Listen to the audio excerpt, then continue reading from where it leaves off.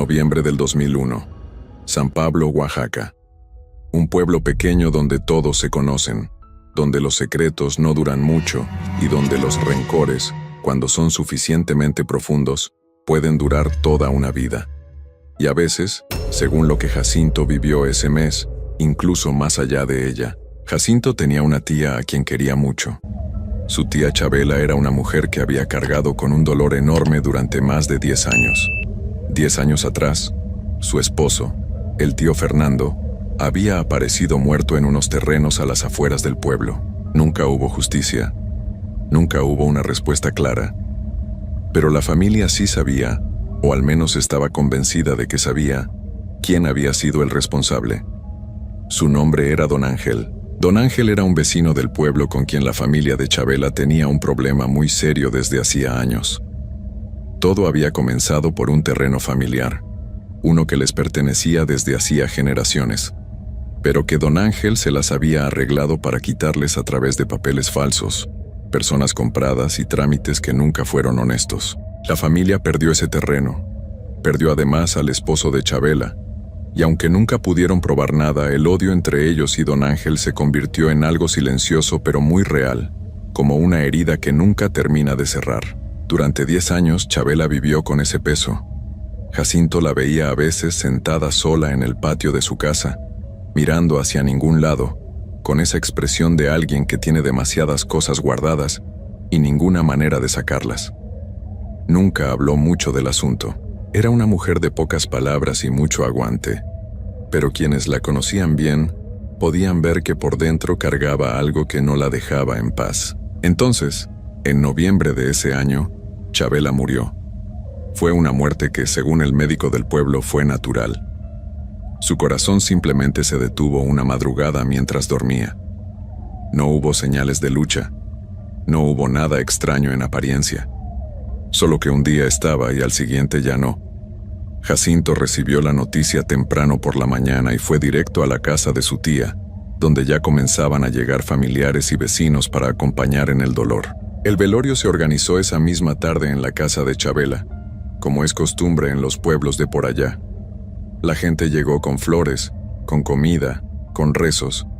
El ataúd estaba en la sala principal, abierto, con Chabela adentro vestida con su ropa más limpia, rodeada de flores amarillas de cempasúchil que alguien había traído desde temprano.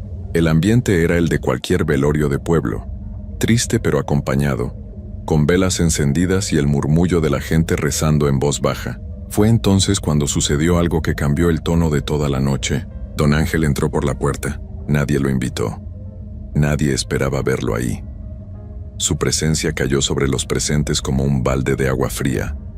La gente dejó de hablar, algunos se miraron entre sí sin saber qué decir, y una tensión que antes no existía llenó el cuarto de golpe. Don Ángel no dijo mucho. Saludó con la cabeza como si nada, y se acomodó en una esquina del cuarto, lejos de todos, callado, con los ojos puestos en el ataúd. Jacinto lo vio entrar y sintió algo que no supo bien cómo describir.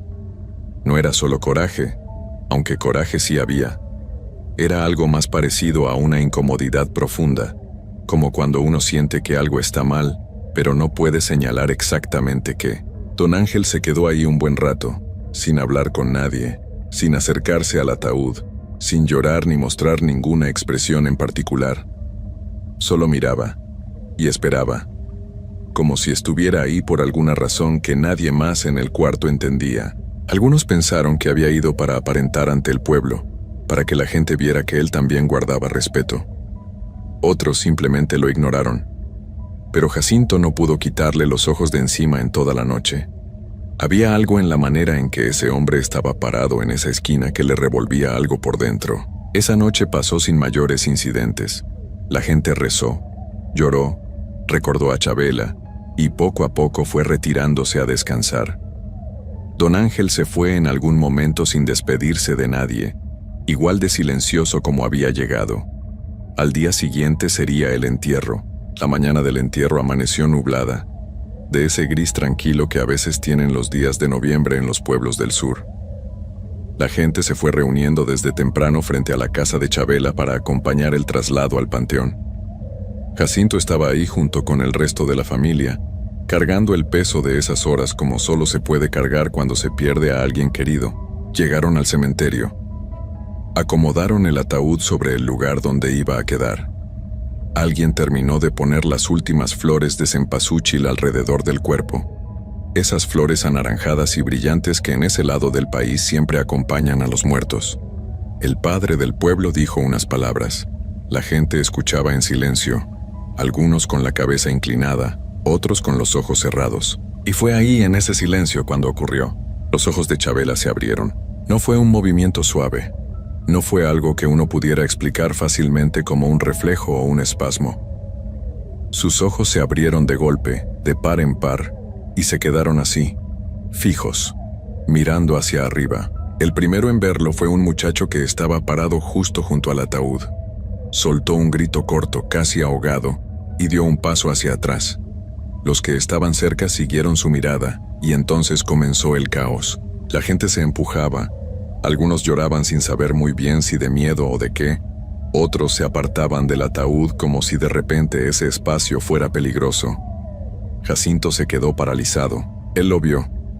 Vio los ojos de su tía abiertos, sin vida pero abiertos, con esa mirada que no miraba nada y al mismo tiempo parecía mirar todo.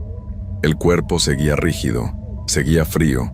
Nadie que se le acercó encontró pulso ni señal de nada. Pero los ojos estaban abiertos. Entonces el cuerpo comenzó a moverse. Fue lento, muy lento. Pero era real.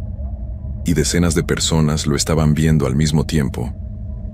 El cuerpo de Chabela comenzó a incorporarse desde adentro del ataúd, como si algo dentro de ella juntara las fuerzas que ya no debería tener.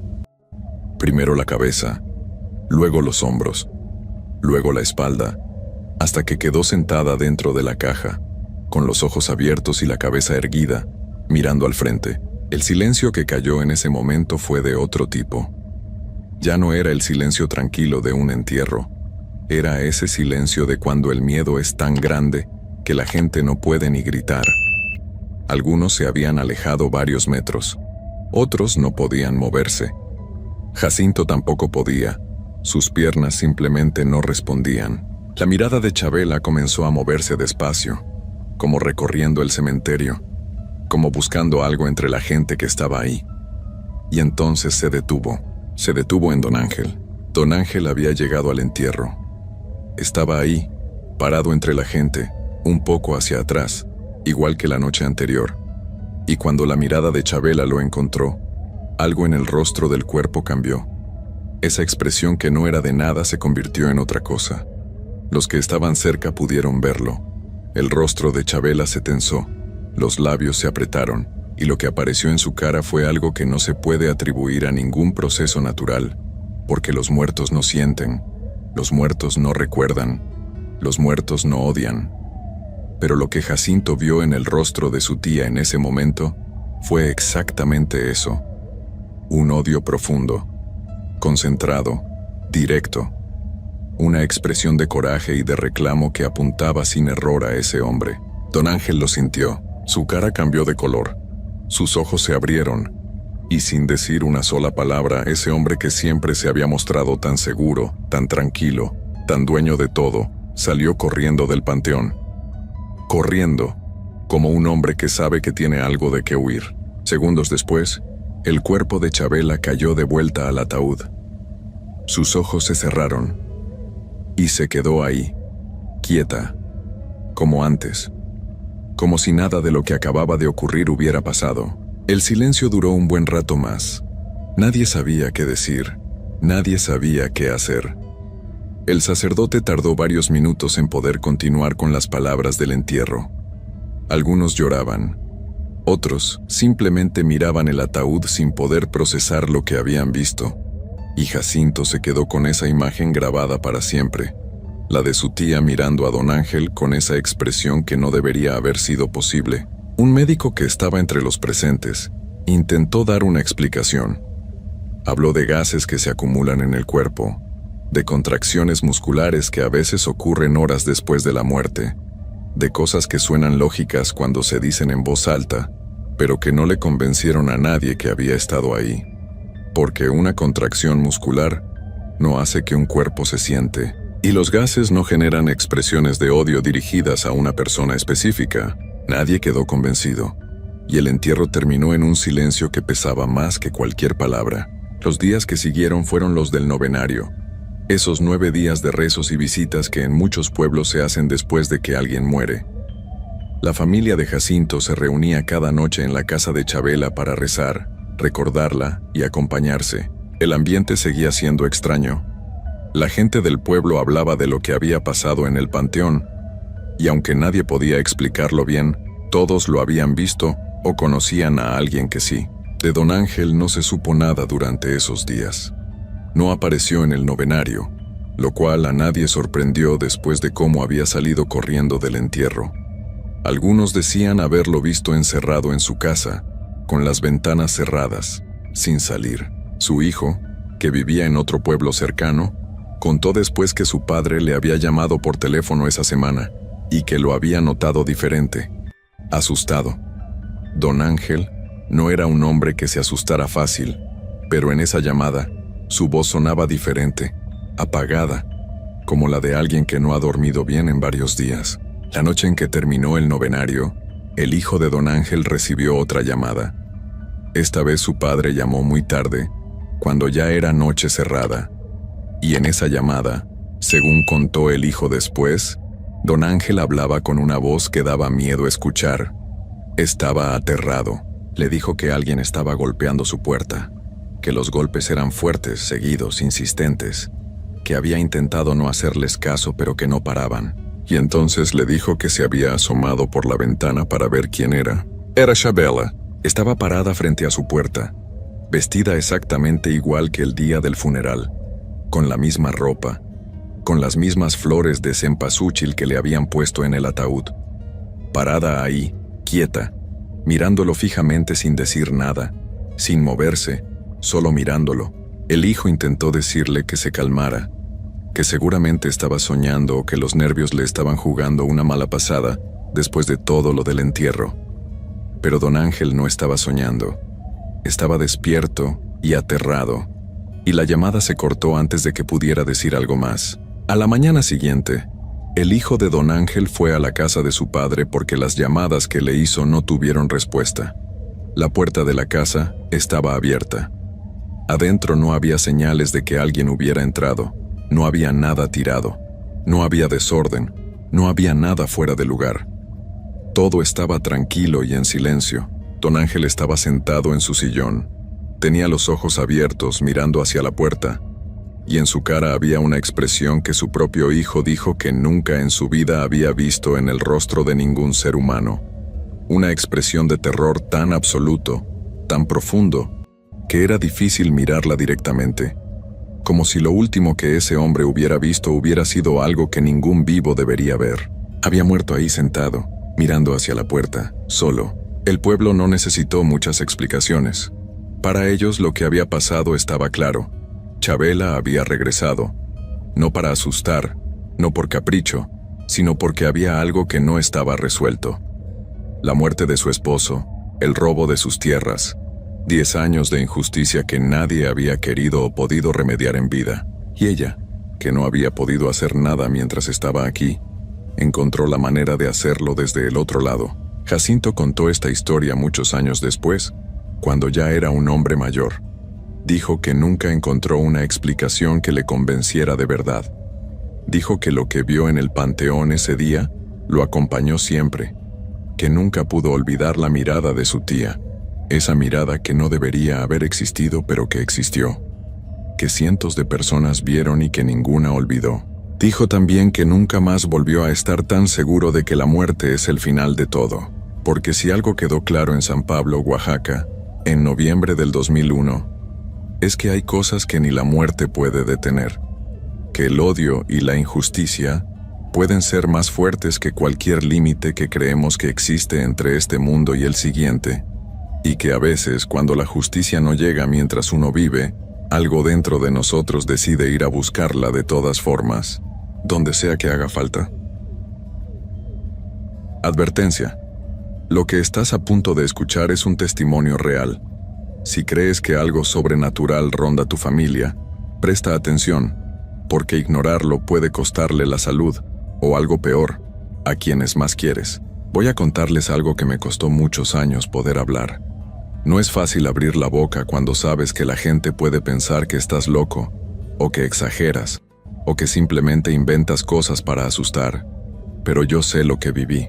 Mi familia sabe lo que vivimos. Y hoy, después de tanto tiempo, siento que es necesario contarlo porque quizás alguien que está escuchando esto está pasando por algo parecido y no sabe qué hacer ni a quién acudir. Crecí en un pueblo en Fresnillo, Zacatecas.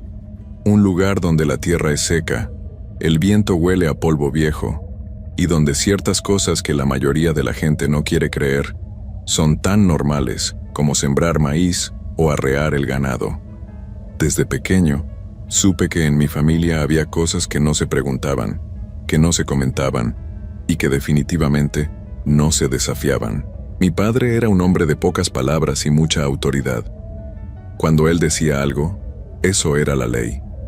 Nadie en la casa, ni mi madre, ni mis hermanos, ni yo, cuestionábamos lo que él ordenaba. Así vivimos muchos años, en una especie de silencio cargado, donde todos sabíamos que debajo de esa calma había algo que era mejor no despertar. En 2003 conocí a la mujer que hoy es mi esposa. La conocí en una feria del pueblo, una noche de julio, y desde el primer momento supe que era ella, así de simple y así de claro. Nos hicimos novios, nos enamoramos de verdad, y cuando llegó el momento, fui con mi padre a decirle que quería casarme con ella. Pensé que se pondría contento, que me daría su bendición como cualquier padre lo haría. Pero lo que me encontré fue otra cosa. Mi padre me miró como si yo hubiera dicho la cosa más estúpida del mundo. Me dijo, con esa voz suya que nunca levantaba pero que helaba, que yo ya tenía compromiso. Que desde hacía años, él había arreglado las cosas para que yo me casara con la hija de don Irineo. Y ahí fue cuando escuché ese nombre por primera vez dicho con ese peso particular. Ese nombre que en el pueblo cargaba con una reputación que a nadie le gustaba mencionar en voz alta. Don Irineo era un hombre conocido en toda la región, pero no por cosas buenas. La gente lo respetaba por miedo, que es muy distinto a respetarlo de verdad. Se decía que sabía cosas, que hacía cosas, que cuando a alguien se le cruzaba de manera equivocada, las consecuencias llegaban solas, sin que nadie pudiera explicarlas. Yo le dije a mi padre que no me iba a casar con alguien que no conocía, que no amaba, que no había elegido. Le dije que quería a mi mujer y que con ella me iba a casar. Mi padre me vio en silencio un momento largo, y luego me dijo algo que no olvidé nunca, que me lo iba a cobrar. No me dijo cómo, no necesitó decírmelo. Me casé con mi esposa ese mismo año. Fue una boda sencilla, sin muchos invitados, porque mi padre no fue y eso alejó a varios de la familia también. Pero éramos felices. Nos fuimos a vivir a un rancho cerca de Santa Rosa, también en Zacatecas, un lugar tranquilo donde encontré trabajo como velador nocturno. Era un trabajo sencillo, cuidar las instalaciones durante la noche, asegurarme de que todo estuviera en orden hasta que llegara la gente por la mañana. Pensé que sería una vida tranquila, lejos de los problemas, lejos de mi padre, lejos de todo aquello que me había pesado desde niño. Por unos meses todo estuvo bien. Mi esposa estaba contenta, yo me sentía libre por primera vez en la vida, y aunque el trabajo nocturno era solitario, no me molestaba. Soy hombre de campo, estoy acostumbrado al silencio y a la oscuridad. Pero llegó julio, y con julio llegó algo que cambió todo. La primera noche que las vi, pensé que era algún tipo de animal grande que no había visto antes. Eran aves, 3 aves enormes, de un tamaño que no corresponde a ningún pájaro que yo conozca ni que haya visto en mi vida. Llegaron poco después de la medianoche y se posaron en el techo de una de las bodegas del rancho. Las vi desde lejos al principio, y algo en mí supo de inmediato que aquello no estaba bien, aunque en ese momento traté de convencerme de que era mi imaginación o el cansancio. Pero volvieron al día siguiente, y al siguiente, siempre a la misma hora, siempre las mismas 3, posadas en el mismo lugar, mirando hacia donde yo estaba. Y comenzaron a llegar más. No 3, decenas, luego cientos, cuervos que se iban acumulando en los alambres, en los árboles, en los techos, hasta que una madrugada el rancho entero estaba rodeado de ellos. El ruido era insoportable, ese sonido que hacen los cuervos multiplicado por cientos en el silencio de la madrugada. Y en medio de ese ruido estaban las 3 aves grandes, sin moverse, sin hacer sonido, solo mirando. Intenté espantarlos. Intenté de todas las maneras que se me ocurrieron.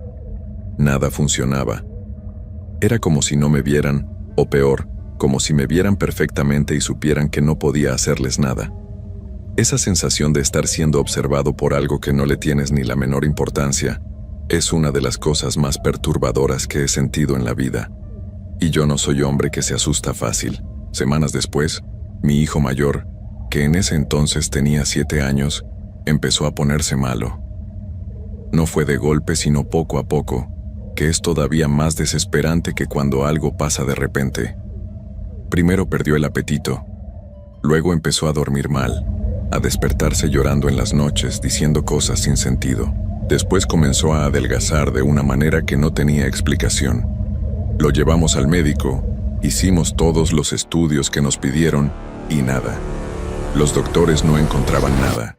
Le hacían análisis y todo salía normal, pero el niño se iba consumiendo frente a nuestros ojos y nadie nos podía decir por qué. Las aves, mientras tanto, habían dejado de limitarse al rancho.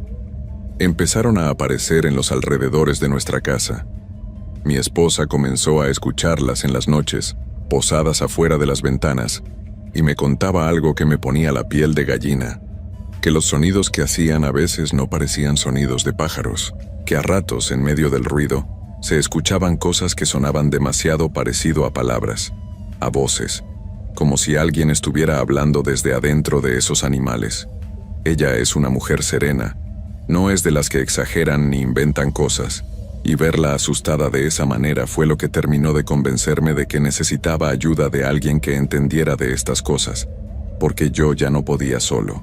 Alguien del pueblo me habló de don Crescencio, un hombre mayor que vivía en las afueras, que tenía fama de entender estas situaciones y de haber ayudado a varias familias de la región. Fui a verlo sin decirle nada a mi esposa, porque no quería preocuparla más de lo que ya estaba. Don Crescencio me escuchó con calma, sin interrumpirme, sin hacer caras de sorpresa ni de incredulidad. Cuando terminé de hablar, me preguntó si yo tenía algún enemigo, alguien que pudiera quererme mal con esa clase de intención profunda que va más allá de un simple disgusto. Le hablé de don Irineo, del compromiso roto, de todo lo que había pasado. Estaba seguro de que él era el responsable, porque era el afectado, el que había perdido algo por mi decisión. Don Crescencio me escuchó y luego se quedó callado un momento. Me miró y me dijo algo que me tomó varios días poder digerir. Me dijo que no era don Irineo. Me dijo que las marcas de lo que estaba pasando apuntaban a alguien mucho más cercano, alguien con un vínculo de sangre, y que ese tipo de vínculo es el que da el acceso más profundo y más difícil de cortar. No tuve que preguntarle mucho más para entender a quién se refería. Era mi padre. Mi propio padre era quien había puesto eso sobre nosotros. No porque fuera un hombre malo en el sentido común de la palabra, sino porque era alguien que llevaba años practicando cosas que van contra la naturaleza, y que al verse desafiado por su propio hijo, había decidido usar lo que sabía para hacernos pagar. El compromiso con don Irineo no era solo un arreglo de conveniencia entre familias, era un pacto, y yo lo había roto. No voy a mentirles y decir que esa noche dormí. No dormí. Estuve horas con esa verdad dando vueltas en mi cabeza, preguntándome cómo era posible que el hombre que me había dado la vida estuviera detrás de lo que le estaba pasando a mi hijo, a mi familia, a mí. Hubo momentos en que quise no creerle a don Crescencio, convencerme de que estaba equivocado, pero en el fondo yo sabía que tenía razón. Recordaba las palabras de mi padre aquella tarde, que me lo iba a cobrar, y lo había hecho. Don Crescencio comenzó a trabajar con nosotros. Fueron semanas largas, de rituales nocturnos, de oraciones, de cosas que en aquel momento yo no comprendía del todo, pero que seguí porque confiaba en él y porque no había otra salida. Mi esposa se unió al proceso cuando le conté todo. Fue una conversación difícil, de esas que uno quisiera no tener nunca, pero ella lo tomó con una fortaleza que hasta la fecha me asombra. Juntos seguimos las indicaciones de don Crescencio, y poco a poco, muy despacio, las cosas fueron cambiando. Las aves dejaron de aparecer primero en el rancho, luego dejaron de rodear la casa. Mi hijo fue mejorando gradualmente, recuperando el apetito, el sueño, el color en la cara. No fue de un día para otro, fueron meses, pero fue sucediendo, y cada pequeña mejoría era como respirar un poco más después de haber tenido el pecho apretado mucho tiempo. Unos años después nos mudamos a Juchipila. Fue una decisión que tomamos juntos de dejar atrás el rancho, el pueblo, todos los lugares que cargaban con los recuerdos de aquella época. No fue huir, sino empezar de verdad.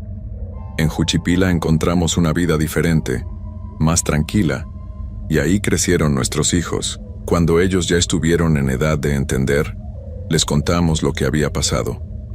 No con todos los detalles al mismo tiempo, sino poco a poco, conforme fuimos viendo que estaban listos para escucharlo.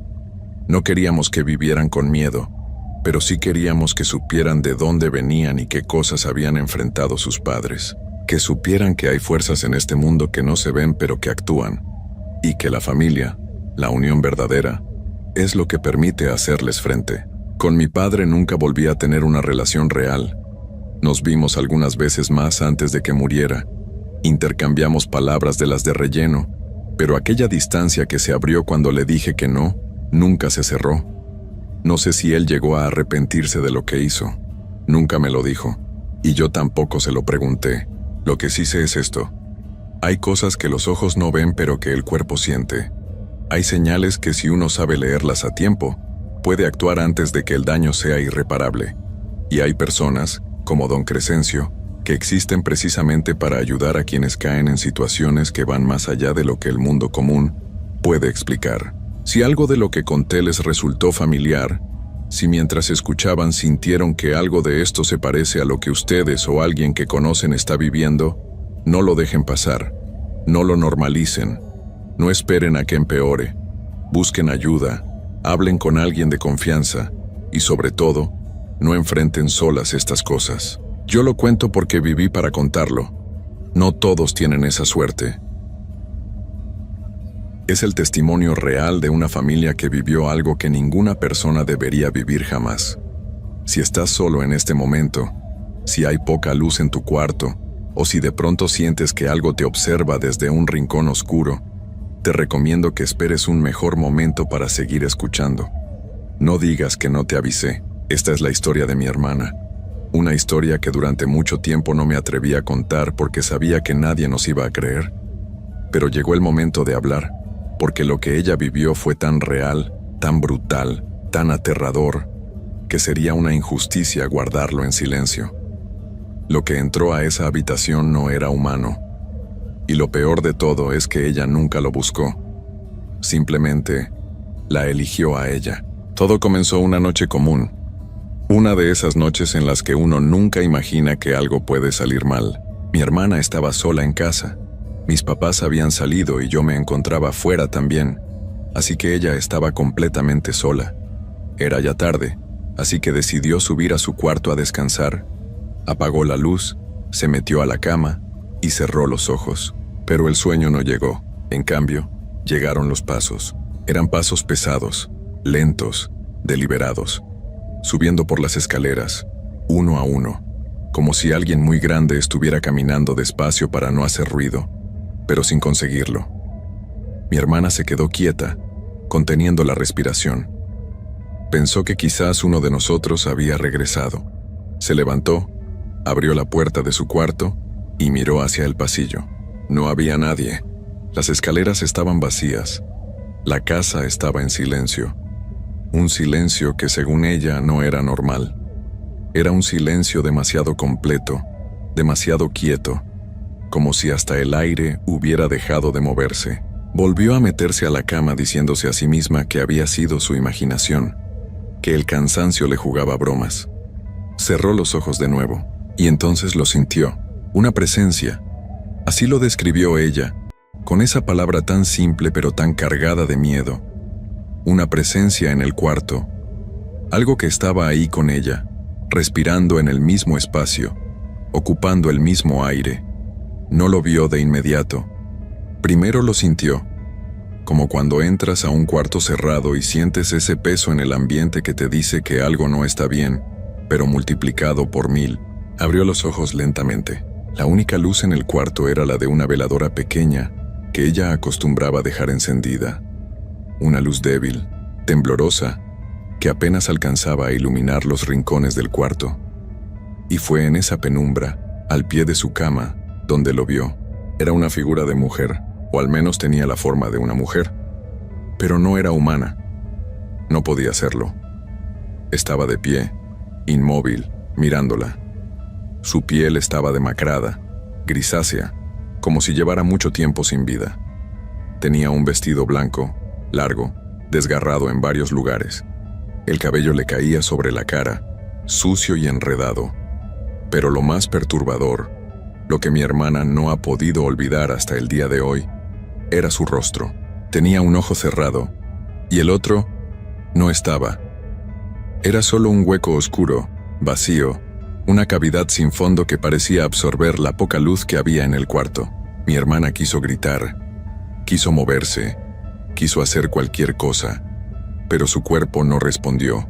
Se quedó paralizada, con los ojos abiertos de par en par, mirando a esa cosa que estaba parada al pie de su cama sin moverse, sin parpadear, sin respirar. Y entonces llegó el olor, un olor nauseabundo, espeso, como a algo muerto y abandonado durante días.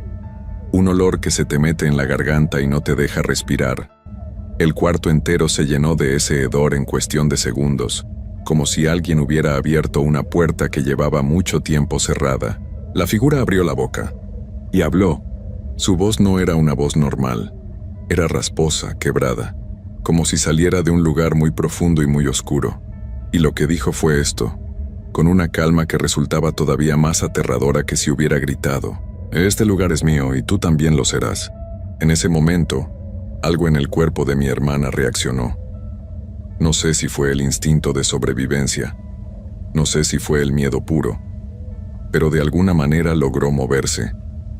Se levantó de un salto, cruzó el cuarto sin mirar atrás, bajó las escaleras corriendo y salió de la casa. Esa noche durmió en casa de una amiga y no le contó nada a nadie, ni a su amiga, ni a nosotros.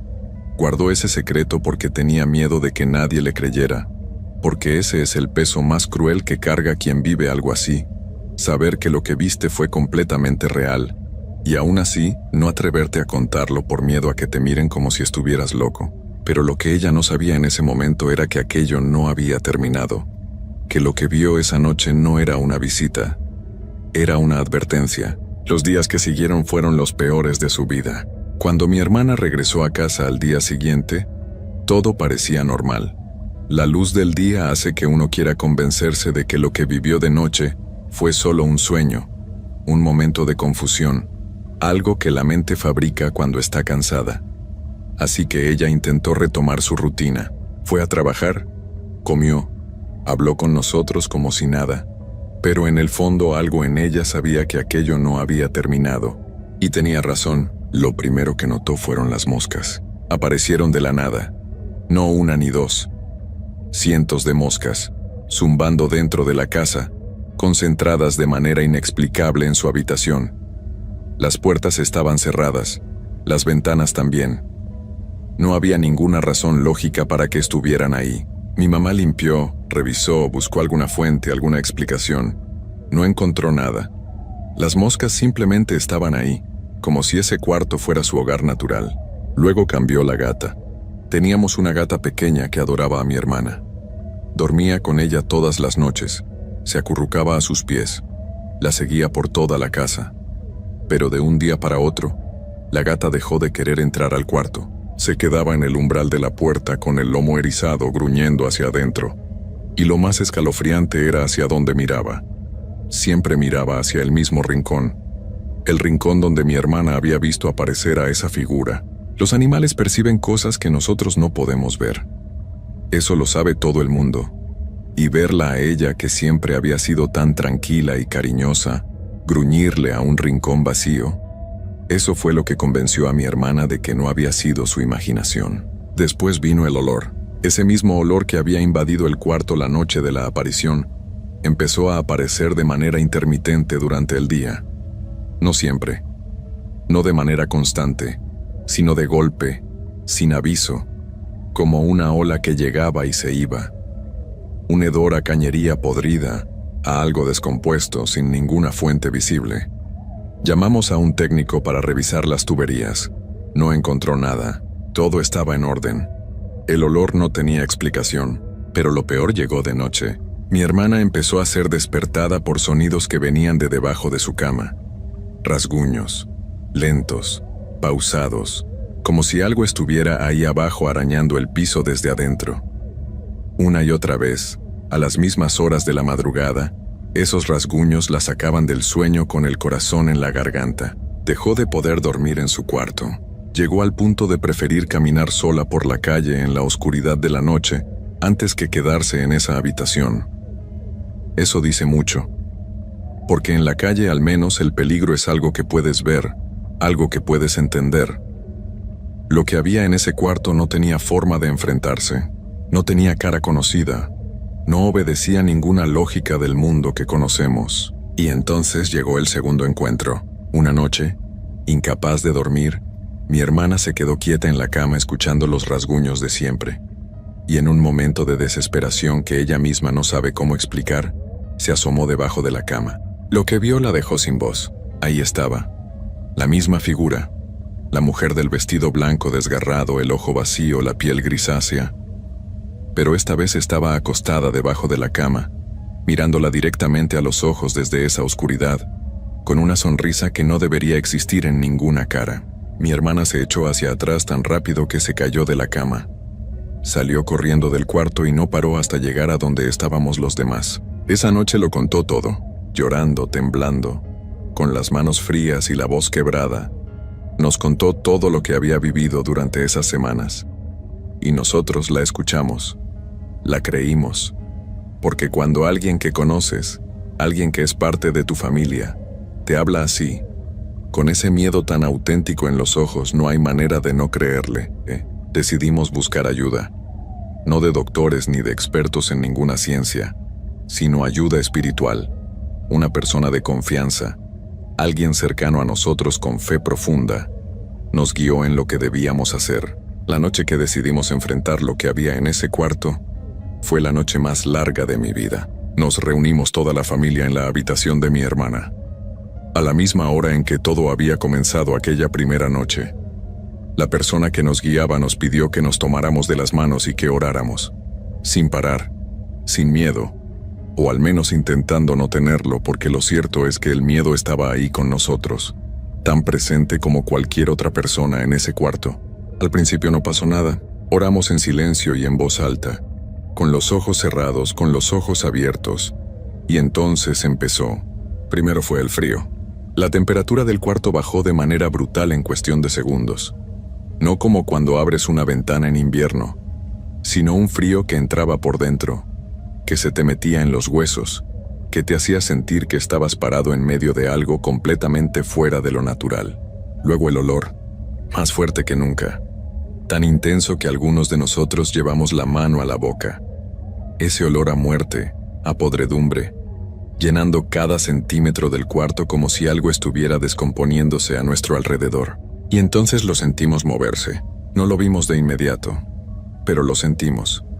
Algo que se desplazaba entre nosotros, rozando, pasando de un lado a otro entre las personas que estábamos tomadas de la mano, como si estuviera probando, buscando un punto débil, una grieta en el círculo que habíamos formado.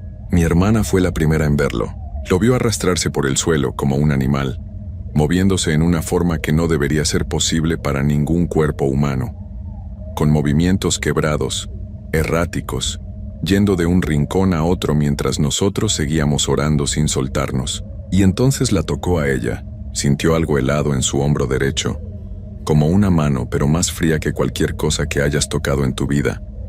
Y luego sintió las uñas, largas y filosas, presionando su piel a través de la ropa. Siguió orando, con la voz temblorosa, con las lágrimas corriendo por su cara, con ese frío clavado en su hombro, mi hermana siguió orando. Y todos seguimos con ella. Lo que vino después nos lo contó ella porque fue la única que lo vio claramente.